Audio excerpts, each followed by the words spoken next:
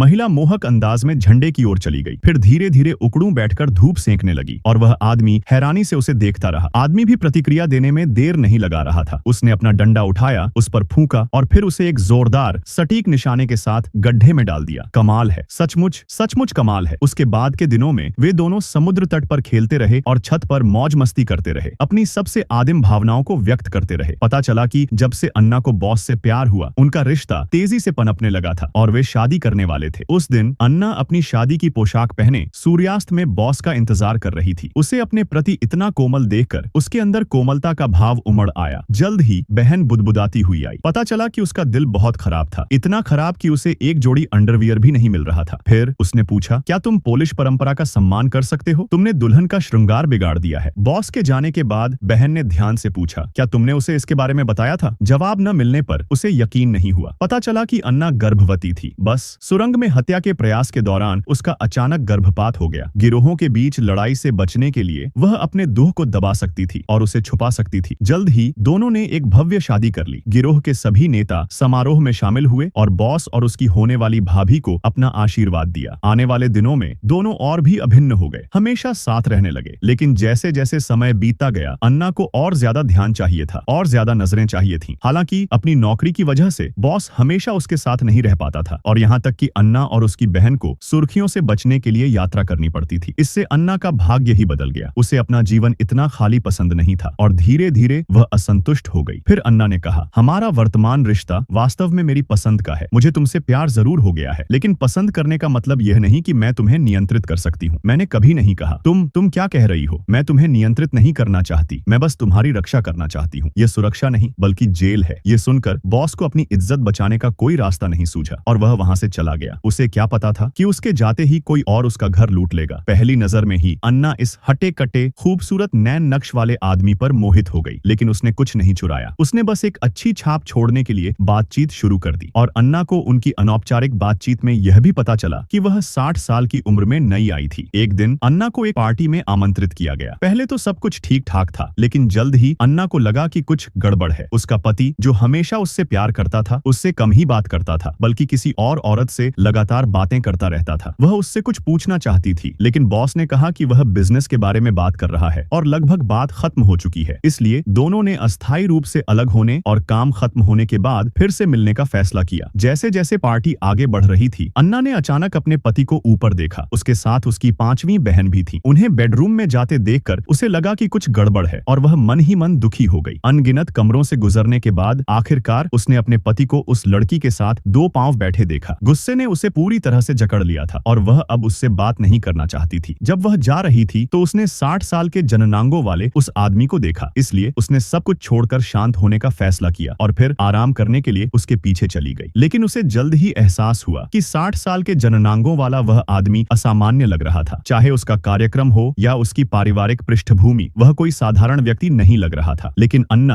अब इस बारे में और नहीं सोचना चाहती थी। वह बस खुद को शांत करना चाहती थी। इस बीच बॉस, जो पहले से ही अपनी पत्नी की जिम्मेदारी को समझता था, ने गुस्से में अपने आदमियों को उसकी तलाश करने का आदेश दिया। जल्द ही उसे कुछ गड़बड़ नजर आई और उसने अपनी पूर्व प्रेमिका को ढूंढ निकाला। आप औरत होने का दिखावा नहीं कर सकते। आम लोगों में एक आम रूसी की जिंदगी में अन्ना ने एक क्षणभंगुर पल हासिल किया। अगर वह ऐसे किसी के साथ रह पाती तो वह एक बहुत शक्तिशाली महिला बन जाती। फिर उसने सुलह का सुझाव दिया, जिससे दोनों परिवार फिर से मिल सकें। बोलते बोलते उसने अपना पैर भी उठाया, लेकिन बॉस को कोई परवाह नहीं थी। इस छोटी सी घटना ने उसे और भी यकीन दिला दिया कि उसकी पत्नी का जाना उसके पूर्व प्रेमी की वजह से हुआ था। वह आमतौर पर किसी आम औरत पर नजर रखने के लिए इतना आजाद नहीं होता था। इसी बीच समुद्र के उस पार अन्ना ने खुद को फूलों वाली दीवारों वाले आदमी की ओर थोड़ा आकर्षित पाया। वह भी थोड़ा अभिभूत हुआ। आखिरकार वे एक दूसरे से लिपट गए और गहरी नींद में सो गए। उसका मनमोहक रूप देखकर फूलों वाली दीवारों वाले आदमी ने उसे प्यार से कंबल ओढ़ा दिया। इस बीच पूर्व प्रेमी की बहन घबरा रही थी। उसने साफ साफ कहा, यह तो पता चल ही जाएगा। पता चला कि उस रात बॉस भेष बदलकर उसका छोटा भाई था। अन्ना को मैं नहीं जानता था, इसीलिए गलतफहमी पैदा हुई। अगले दिन बॉस चुप रहा। पता चला कि उसे एक निमंत्रण मिला था, अपने कट्टर दुश्मन से बातचीत का निमंत्रण। सालों की जद्दोजहद के बाद उसे एहसास हुआ कि यह मामला आसान नहीं था। आखिरकार अन्ना इसे और बर्दाश्त नहीं कर सकी। वह हुआ भी की असली पहचान जानना चाहती थी, इसलिए उस सुबह उसने कबूल करने का फैसला किया। पता चला कि वह गिरोह के बॉस के कट्टर दुश्मन